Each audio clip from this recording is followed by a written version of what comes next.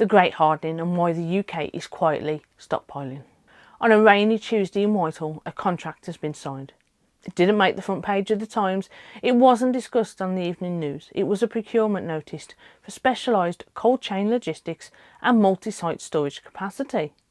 Okay, now to most people that is the definition of boring, but in the world of strategic foresight, boring is where the truth lives. Now for 30 years the United Kingdom and indeed the entire Western world has been obsessed with one word, and that is efficiency. We have built a global economy that has functioned like a perfectly tuned engine. Everything was just in time. We didn't need the warehouses because the world was our warehouse. We didn't need domestic factories because the global supply chain was a permanent, unbreakable conveyor belt. That engine is now spluttering, people.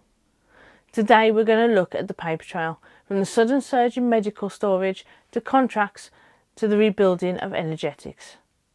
From the sudden surge in medicine storage contracts to the rebuilding of energetic factories and the securing of critical minerals.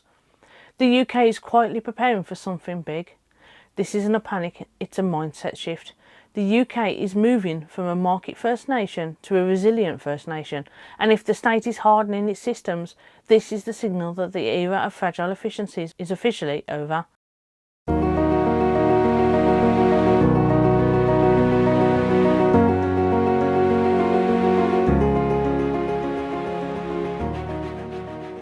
Now, the fragility of the just-in-time illusion. To understand why the UK is buying storage, we first have to understand what we've lost. So between 1990 and 2020, the UK participated in the Great Outsourcing. We realised, as a nation, it was cheaper to store nothing and buy everything at the last possible second. Now, I know you're going to say, this wasn't me, this was our government, they did this, they did that. But think about it. You are the people, just like me, that went into the supermarket and you bought the cheapest possible version of that item. Why? Because you thought it was just the same and it was cheaper. This is part of that. This is what they made us do. This worked perfectly until it didn't. The pandemic was the first crack. The Red Sea shipping crisis was the second.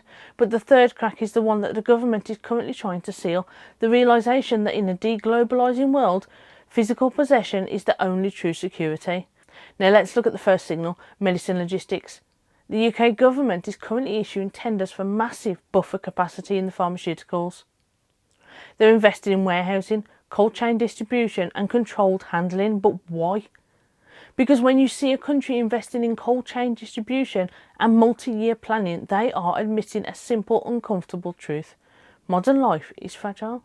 If a cyber attack hits the logistics grid, or if a geopolitical rival throttles the export of percussive chemicals and a modern hospital becomes a building full of beds and very little else within 72 hours, this isn't just about vaccines. This is about the boring essentials, the insulin, the antibiotics, the basic painkillers. By buying these and building these buffers, the UK has created a strategic reserve. It is an admission that the global, always on, supply chain is now sometimes on. The return of the arsenal, so energetics and defence. The second signal is even more visceral. For decades, the UK's defence strategy was expeditionary. We built high-tech tools for small-scale interventions, but the world has changed. The war in Ukraine and the tensions in the Indo-Pacific have proven that modern conflict is industrial. It's not just about who has the best drone, it's about who can produce 100,000 artillery shells a month without breaking a sweat. Now, over the last year, UK policy documents have shifted towards domestic capacity, specifically in energetics. Now, this is for the initiated energetics. It is the industrial science and propellant. It's the stuff that makes things go bang. Now, for years, the UK was content to buy these components from abroad, but you cannot just in time your way through a prolonged crisis. If you don't own the factory, you don't own your security. And we are seeing the UK treat industrial capacity as national security again, and this means building factories that are always on production lines that don't shut down just because there isn't an active order, but instead stay in a state of warm readiness. This is a massive economic shift. It is a move away from the service economy and back towards the hard economy. It's an acknowledgement that the winners of the next decade won't be the people who tweet the loudest. It's going to be the people who can keep making essentials and keep systems running during a supply chain shock. Now, the critical mineral race. There is a third area that the UK is quietly securing: crucial minerals. Whether it's for defence production, the energy transition or high-end electronics, the UK is realising that digital depends on physical. You cannot have a green energy revolution without copper and lithium. You cannot have advanced munitions without rare earth elements, and currently the supply chains for these minerals are dominated by a handful of players, many of whom are not aligned with the UK interests. Now, the UK's critical mineral strategy is about building a buffer against economic coercion.